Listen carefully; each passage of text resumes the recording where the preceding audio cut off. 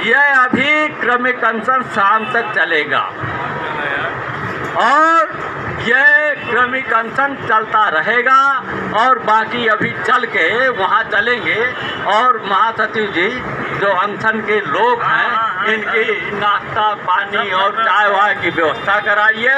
बाहर से जो हमारे भाई आए हैं आदरणीय अतिथि हैं उनके लिए वो जाए ना, उनका मैं निवेदन कर रहा हूँ कि हमारे चेंबर में चलें। मुझे लगता है हमारे जितने भी अधिवक्ता भाई हैं पूरे ऑल इंडिया के, उनको ऐसा नहीं लग रहा था कि इतना बड़ा परिवर्तन करेंगे, ये ऐसा परिवर्तन करेंगे जिसकी कोई जरूरत नहीं है।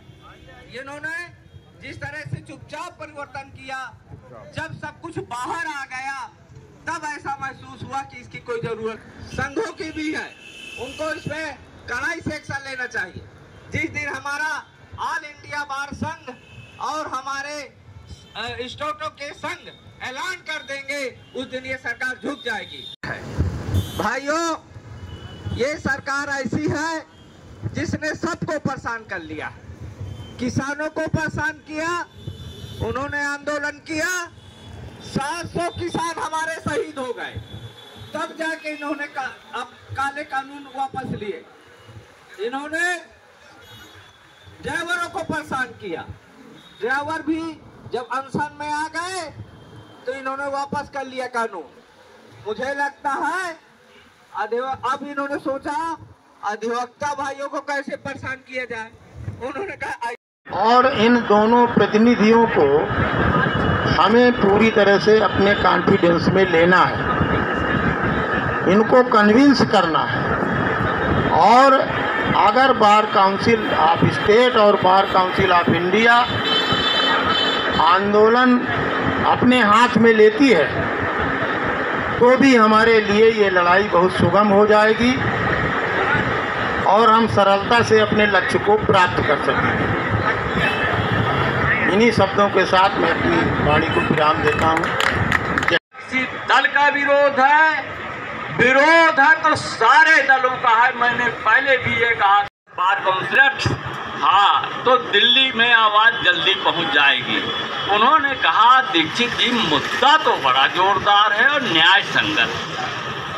तो हमने कहा अब तो आप लोग बड़े लोग हैं, हम लोग तो एक किनारे के लोग हैं, बुंदेलखंड तो एक किनारे के लोग हैं और एक किनारे में छोटी इकाई है।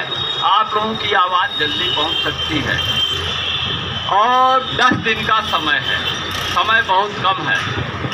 ये बात सही है कि वो आपो की स्थिति रही, इसको और 20 दिन पहले करना चाहिए था। लेकिन जब संघर्ष तेज होता है, जायज होता है, न्याय संगत होता है तो ऊपर वाला और ईश्वर मदद करता है, मेरा ये मानना है। ये न्याय की लड़ाई है, हम किसी अपनी लड़ाई से संबंधित नहीं है। और मैं आज एक बात और पुरजोर कहना चाहता हूँ, हमारे तमाम साथी जिम्मेदार पूर्व अध्यक्ष नहीं आए। मैं आज भी बेलौस होकर बात करना चाहता हूँ कि वकील यहाँ पर हमारे बाबू जागेश्वर यादव जी, जागेश्वर सिंह साहब जिनको हम राजा साहब कहते थे, वो अधिवक्ता थे और 90 दिन हड़ताल चली थी। बाबू शंकर सिंह जी हमारे उस समय महासचिव हुआ करते थे, उनका पूरा परिवार कांग्रेस में था। जागेश्वर सिंह साहब खुद ही बहुत बड़े कांग्रेसी थे। तो कांग्रेस गवर्नमेंट उत्तर प्रदेश में थी और कांग्रेस गवर्नमेंट का दबाव पड़ा कि भैया इसको स्ट्राइक को कॉल ऑफ करिए। कहें नहीं, फर्स्ट मैं वकील हूँ, बाद में दल और दिल बाद में है। जबकि आज ये अनशन चालू है, परिवर्तित न्याय कानूनों ने कानूनी व्यवस्था को अस्त व्यस्त कर दिया है। धाराओं में उलट फेर के अलावा कोई भी नई चीज़ ऐसी नहीं लिखी है जिससे कि कोई बहुत बड़ा लाभ हुआ हो। उन्होंने केवल जनता को नुकसान पहुंचाने के लिए, अधिवक्ताओं को, न्यायिक व्यवस्था से जुड़े लोगों को परेशान करने के लिए इस कानून के धाराओं में, अध्यायों में फेरबदल करके मक्षिका स्थानीय मक्षिका स्थापित करके बड़ी दुरूहता पैदा किया है और कानून की स्थिति को प्रॉब्लम क्रिएट कर दिया है। कानून की स्थिति बहुत भयावह है, क्योंकि कानून हमारा केवल किताबों तक नहीं है।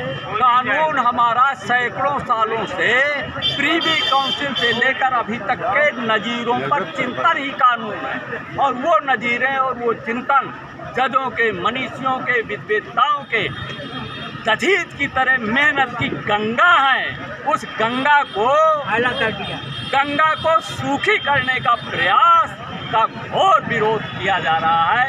उस कानून को व्यवस्थित करें, अव्यवस्था को ख़त्म करें, अन्यथा आंदोलन होगा।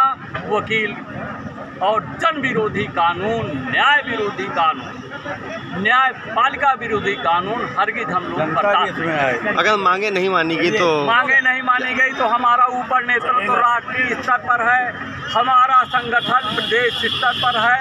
यह देश की लड़ाई है। पूरे प्रदेश स्तर के हमारे बार काउंसिल और राष्ट्रीय लोग, राष्ट्रीय नेतृत्व उसमें संवेदनशील होकर और इस लड़ाई को लड़ेंगे।